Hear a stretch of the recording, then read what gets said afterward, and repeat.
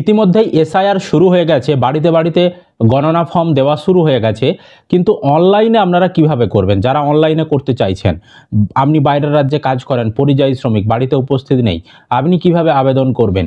এই সমস্ত বিষয়গুলো নিয়ে নির্বাচন কমিশন বর্তমানে কি জানাচ্ছে, যেহেতু তারা বলেছিল যে অনলাইনে করা যাবে, তারা আদৌ কি অনলাইন ব্যবস্থা চালু করতে পেরেছে, কোথায় সমস্যা হচ্ছে, কবে চালু করবে, সমস্ত কিছু জানতে পারবেন আজকের এই ভিডিও থেকে। তো অবশ্যই ভিডিওটি আপনাদের উপকারে আসবে, শেষ পর্যন্ত ভিডিওটি দেখতে থাকুন। চ্যানেলে নতুন হলে এই ধরনের ইনফরমেটিভ আপডেটগুলো পাওয়ার জন্য অবশ্যই চ্যানেলটিকে সাবস্ক্রাইব করবেন এবং ফেসবুক থেকে যারা ভিডিওটি দেখছেন পেজটি ফলো করে রাখতে ভুলবেন না। ভিডিওটা অবশ্যই বেশি বেশি করে শেয়ার করে দিন যাতে সকলেই খবরটা জানতে পারে। তো আগে আপনাদেরকে আমি বিষয়গুলো একটু ডিপ মানে প্রথম থেকে এই বিষয়টা বোঝাতে হবে, নইলে আপনারা আমার মুখের কথায় আবার বিশ্বাস করবেন না। তো এই যে অনলাইন হবে, এটা কিন্তু আমি বলিনি, এটা কিন্তু নির্বাচন কমিশন তারা নিজেরাই বলেছিল যে হ্যাঁ অনলাইন ব্যবস্থা থাকবে। তারা কিন্তু জানিয়েছিল, তারা কি জানিয়েছিল, একটা ব্যানারও প্রকাশ করেছিল। এছাড়াও যখন এসআইআর এর ঘোষণা হয়েছিল, জ্ঞানেশ কুমার তিনি যখন ঘোষণা করেছিলেন তখনও তিনি বলেছিলেন যে অনলাইনেও করা যাবে। তো আমি আগে একটা ব্যানার দেখাচ্ছি, দেখুন এখানে chief electoral officer West Bengal তাদের তরফ থেকে কিন্তু ব্যানারটা প্রকাশ করা হয়েছিল এবং এই ব্যানারেই দেখুন নিচের দিকে পরিষ্কারভাবে লেখা ছিল অনলাইনের মাধ্যমে গণনা ফর্ম পূরণ ও জমা দেওয়ার পদ্ধতি।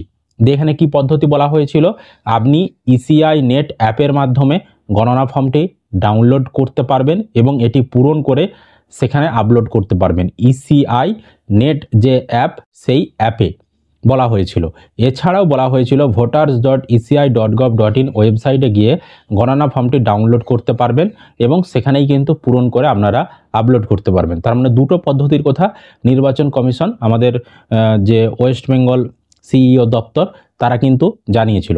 তো চলুন এবার আমরা দেখে নিই তারা আদৌ এটা চালু করতে পেরেছে কিনা বা বর্তমানে কি আপডেট রয়েছে।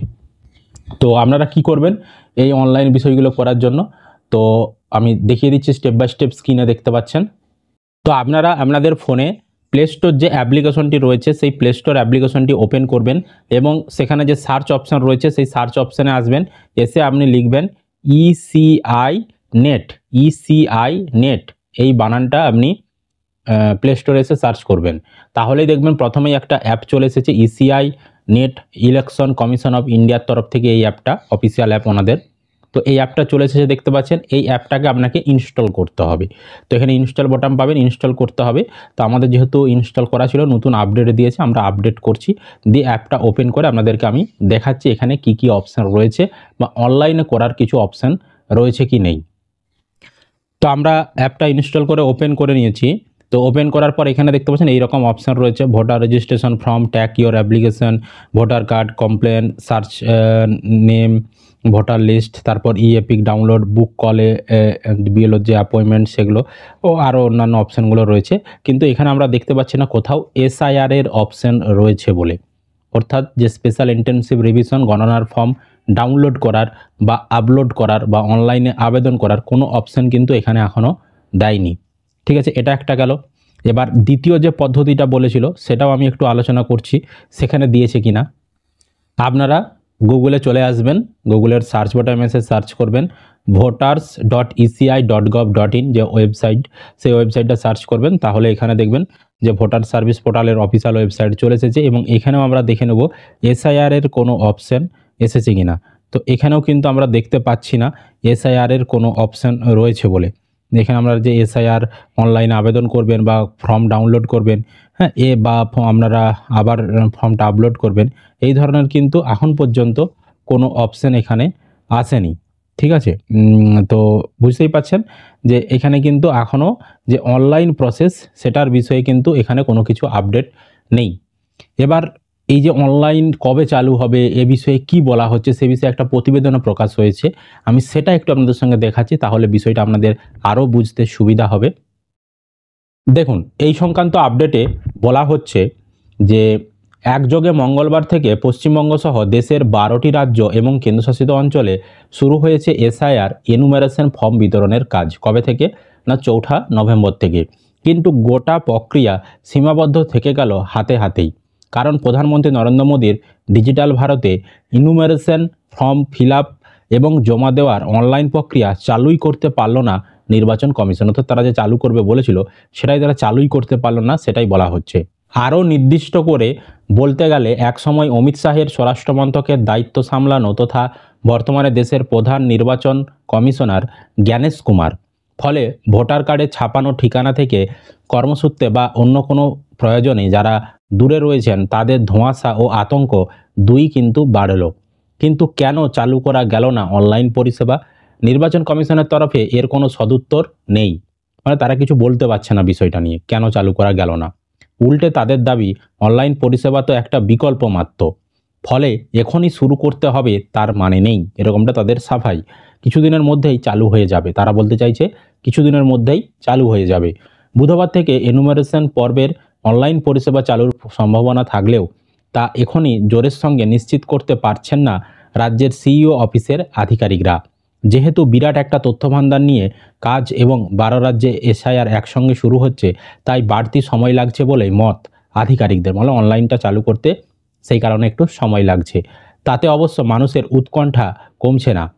কেউ কর্মসূত্রে থাকছে বাইরে, আরও বা কারো ঠিকানা বদলালেও এপিক আপডেট হয়নি, বা কারো বাড়িতে তালা, এই সব ক্ষেত্রেই অনলাইন পরিষেবা জরুরি। ফলে সোমবার সকাল থেকেই ইসিআই যে নেট অ্যাপ, তার মাধ্যমে বহু মানুষ তাদের বিএলওদের সঙ্গে যোগাযোগ করেন। একরাশ উৎকণ্ঠা নিয়ে জানতে চান নিজেদের ভারতের ভোটার হিসেবে ফের প্রমাণ করতে গেলে কী কী প্রয়োজন। সবারই প্রশ্ন ছিল এক, অনলাইনে ফর্ম জমা দেওয়া যাবে কি না। উত্তরে অধিকাংশ বিএলওই জানিয়েছেন হ্যাঁ করা যাবে, কিন্তু কবে থেকে অনলাইনে করা যাবে সেটা তাদেরও জানা নেই।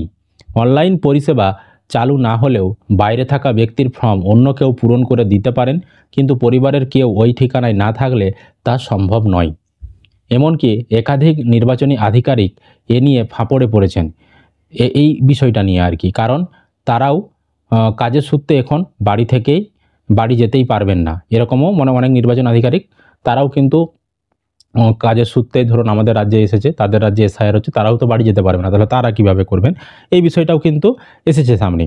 তো সুতরাং এখানে কিন্তু নির্বাচন কমিশন যেটা জানাচ্ছে যে যেহেতু অনেক মানুষের ভোটার কার্ড, হ্যাঁ অনেক রাজ্যেই তো শুরু হয়েছে একসঙ্গে, সে কারণে একটু চাপ রয়েছে, অনলাইনে চালুটা করতে, প্রসেসটা করতে একটু সময় লাগছে, তবে চালু হবে এরকমটা তারা কিন্তু জানিয়েছে। মানে একটু সময় আপনাদেরকে অপেক্ষা করতে হবে। এছাড়াও বিকল্প পদ্ধতি তো রয়েছেই।